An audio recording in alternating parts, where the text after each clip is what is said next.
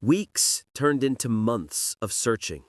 I went through old files, visited former staff, even met with a few police officers who handled my case. Most of them barely remembered or pretended not to. But I didn't stop. Something inside me wouldn't let me. One evening, while sorting through my old hard drive, I stumbled on an email backup I had long forgotten. It contained my company's internal messages, the ones sent before my arrest. My fingers trembled as I opened them, and there it was. Dozens of messages, coded transfers, and a list of confidential passwords, all accessed under my own credentials. But the last login, the one that sealed my fate, wasn't from my computer. It was from hers, Adaise's system ID. For a moment, I couldn't breathe. I stared at the screen, hoping I was wrong, hoping it was just an old glitch or a mix-up. But then I saw another name attached to the transfer approval. Daniel. My best friend, the man I called my brother. My hands shook as I sat back, every memory flashing.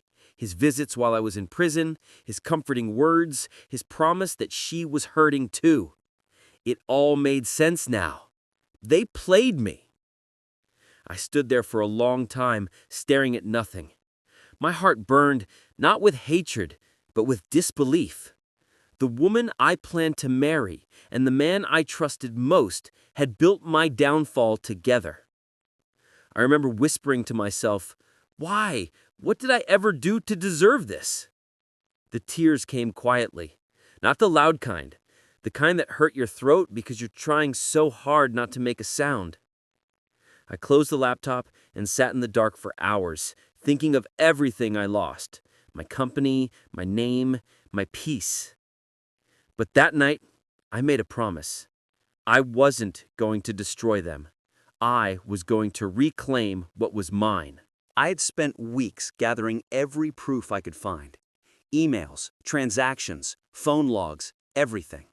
With Chica's help, I compiled them into a file so tight, not even a lie could slip through. But the hardest part wasn't collecting evidence. It was preparing to face them. I got my chance one Sunday afternoon. Daniel and Adaeze had just launched a new real estate firm, ironically, under the same name as my former company. The audacity stung. I attended their grand opening, quietly, uninvited. The moment I stepped into the hall, heads turned. Some people still recognized me. Adaeze froze when our eyes met. Daniel shifted uneasily beside her, pretending not to notice me.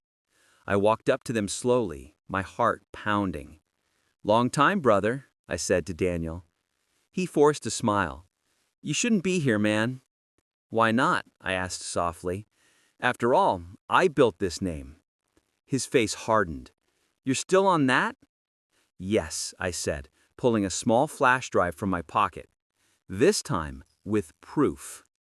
I handed it to a journalist standing nearby, Chica's colleague, ready to stream everything live. On the screen behind us, the emails appeared, line after line, showing Adaeze and Daniel's correspondence, planning the money transfers, setting up accounts, and even using fake identities. The hall went silent. Then the final message showed up, a chat between them. "Adaeze, he believes you're my brother. It's working perfectly." Gasps filled the room. Adaeze's hand flew to her mouth. Daniel stepped back, pale as chalk. I just stood there, watching. Not angry, just done.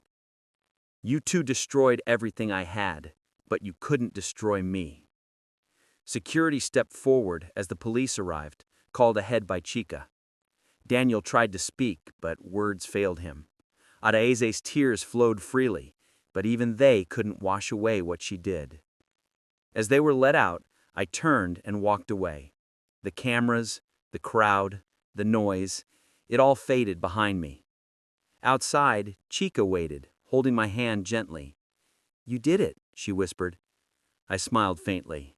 "No," I said, "the truth did."